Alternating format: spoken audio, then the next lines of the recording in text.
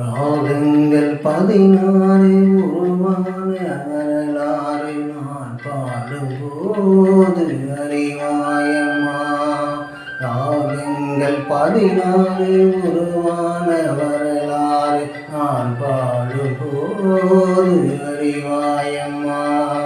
பல 100 ராகங்கள் இருந்தால் என்ன, 16 பாட சுகமானது.